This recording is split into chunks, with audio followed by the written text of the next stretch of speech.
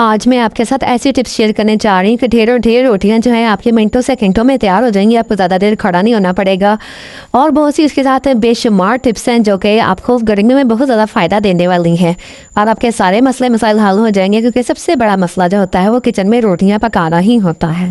तो इसके अलावा मैं आपके साथ जो दूसरी टिप शेयर करने जा रही हूँ वो है इस पत्थर को लेके। ये पत्थर इतना कीमती है ना कि बस आपकी ज़िंदगी को बना देगा आसान और आपकी गर्मियों के सारे मसाइल हल हो जाएंगे। और इसके अलावा हम आटे के थैले का क्या करने लगे हैं इसका भी एक तरीका बताऊंगी। आप जब कभी आटे के थैले घर में आते हैं उन्हें संभाल दिया करें, खासतौर पर जो प्लास्टिक के होते हैं ना, तो इनसे हमें बहुत सारे फ़ायदे हो जाते हैं। तो इनको फेंका ना करें बल्कि इनको इस्तेमाल किया। बिस्मिल्लाहिर्रहमानिर्रहीम, अस्सलाम वालेकुम। क्या हाल चाल है? होपफुली आप लोग ठीक ठाक होंगे। तो आज की जो मेरी पहली टिप है ना वो है आटे को लेकर के। गर्मियों में जब आटा हम घर में लेकर आते हैं तो उसमें चूंटियाँ और घुन और दूसरे बहुत सी बड़ी बड़ी कीड़ियाँ सी आ जाती हैं, तो जिसको निकालना बहुत ही मुश्किल होता है। तो आपने क्या करना है, सबसे पहले ना उसमें तेज़पात के पत्ते रख देने, उससे बिल्कुल भी चूंटियाँ नहीं आएंगी। और दूसरी बात यह है कि जब हम आटा छानते हैं ना, तो अगर किसी छोटे बर्तन में छानना हो तो बहुत ही मुश्किल टास्क होता है। तो हमने क्या करना है, एक गिलास में आटा भर लेना और छन्नी को उल्टा करके उसके ऊपर रख लेना और फिर गिलास को घुमाते जाना है। तो आटा जो है ना वो बर्तन से बाहर बिल्कुल भी नहीं जाएगा और आटा गिरने की वजह से अक्सर चूंटियाँ भी आ जाती हैं, तो वो भी नहीं आएंगी। और फ़ौरन से जब भी अगर थोड़ा बहुत आटा गिर भी जाए ना तो उसे किसी कपड़े पे ना सिरका लगा के साफ़ कर दिया करें, ताकि आटे कोई पास चूटियाँ फटके भी ना और बिल्कुल भी कोई मक्खियाँ वगैरह भी ना आए। तो ये देखिए यहाँ पे कितना आसान तरीका मैंने बताया कि आटा जो है वो छाना जा रहा है लेकिन बाहर नहीं गिर रहा। तो ये खासतौर पे बिगिनर के लिए, जो जिन मेरी छोटी छोटी सिस्टर्स को अभी रोटियाँ पकाना स्टार्ट की हैं, तो उनके लिए बहुत अच्छी टिप है। तो चलिए बढ़ती हूँ मैं नेक्स्ट टिप की तरफ। नेक्स्ट टिप में मेरा क्या है कि आटे के स्टोरेज बॉक्स की बहुत ज़्यादा ख्याल रखा करें। इसको सिरका लगा के कपड़े को तो फिर इसकी सफाई किया करें और आटा वगैरह बिल्कुल भी ना लगा रहे, जिसकी वजह से सूंडियाँ चूंटियाँ मक्खियाँ आती हैं। तो बरसात में और स्पेशली गर्मी में इस चीज़ का बहुत ख्याल रखा करें।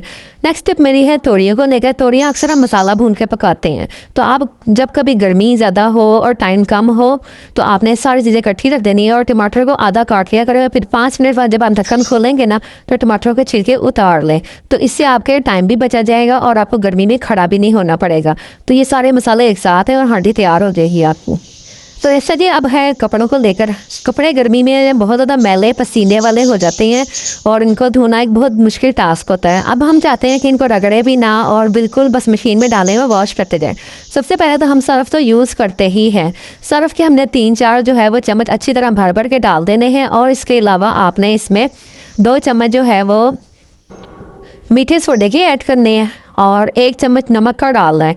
ये दोनों चीज़ें हमारे कपड़ों को साफ़ करती हैं, नरम करती हैं। इसके जो कपड़े के रेशे होते हैं ना वो खुल जाते हैं और बहुत खिले खिले जो कपड़े होते हैं ना हमारे हो जाते हैं। और इसके बाद हमने सफ़ेद कपड़े जो है ना वो पहले ऐड करने हैं, बाद में कलरफुल कपड़े ऐड करने हैं। दूसरी बात यह है कि अक्सर बरसात में अर्थ आ जाता है, तो आपने डायरेक्ट हाथ नहीं लगाना, बल्कि हमने कोई भी लकड़ी की स्टिक या फिर जो हम जिससे सफाई वगैरह करते हैं उससे मशीन को घुमाएं और कपड़ों को हिलाई जुलाई करें। तो ये ना हो कि आप गीले हाथ लगाए और आपको अर्थ लगे। तो इस चीज़ का आपने बहुत ज़्यादा ख्याल रखना है। बहुत सारे वाक़यात हो जाते हैं ये जो कि हम डायरेक्ट मशीन को, कुछ मेरी बहनें जो है वो घर में अकेली रहती हैं, वो डायरेक्ट मशीन को हाथ लगाती हैं, तो कोई ना कोई अल्लाह ना करे कोई मिसहैप हो जाता है। तो इससे बचने के लिए आप लकड़ी का ये इस्तेमाल कर सकते हैं। अब आ जाते हैं हम मेन टिप की तरफ कि हमारे पास गर्मी में बिल्कुल यानी कि ना गर्मी में खाना बनाने को दिल नहीं करता, रोटी तो पकाने से जान ही चली जाती है। तो हमने क्या करना है, मिनटों सेकंडों में हमने आटे को फैला लेना है किसी ट्रे में या बड़े बर्तन में और एक गिलास ले लेना है। और ये देखिए यहाँ पर मैंने 2 सेकंड के अंदर ही अंदर ना मैंने सारे ये पेड़े बना लिए हैं। ख़ासतौर पे मेरी वो बहनें, छोटी बहनें जो नई नई रोटियां पकाना सीख रही हैं, उनको पेड़े बनाना अज़ाबे जान लगता है, तो वो इस तरह पेड़े बनाए तो देखिए उनके कितनी जल्दी पेड़े बन जाएंगे।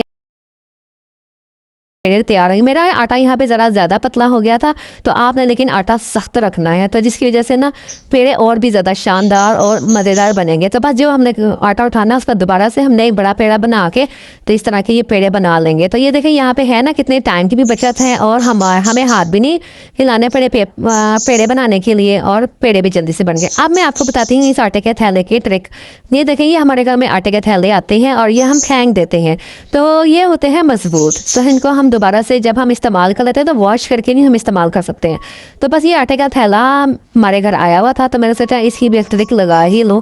तो वैसे तो आप दूसरा शॉपर भी इस्तेमाल कर सकते हैं जो घरों में दूसरे शॉपर आते हैं। तो यहाँ पर मैंने इसको पहले अच्छी तरह साफ़ कर लिया। साफ़ करने के बाद अब मैं इसकी कटिंग करूँगी। कटिंग करने के लिए मुझे चाहिए होगी एक अदद गोल प्लेट। आप चाहे तो स्क्वायर शेप में भी कट कर सकते हैं, लेकिन मेरा दिल यहाँ पे चाह रहा था कि मैं इसको गोलाई में कट को दिखाने के लिए मैंने यहाँ पे दूसरा शॉपर भी कट कर रही हूँ। इसके ऊपर और नीचे से हमने कटिंग कर लेनी है। वह एक्स्ट्रा पार्ट है, हमने इसे फेंक देना है। फिर दरमियान में जो जॉइन हुआ हुआ होगा, जुड़ा हुआ होगा, उसको भी हमने कट कर देना है। इसके बाद फिर स्क्वायर शेप के 2 पीस निकल आएंगे, इसको हमने इसके ऊपर रख देना है। अब ये देखिए हमारे पास 4 पीस तैयार हो रहे हैं। तो इन चारों पीसों के अलावा भी आप और भी बहुत सारे चप्पल लेके इस तरह के तैयार कर सकते हैं, ताकि जो है ना, जितने आपने 10 पेड़े बनाने हैं, 20 पेड़े बनाने हैं, तो वो आपको आसानी होगी।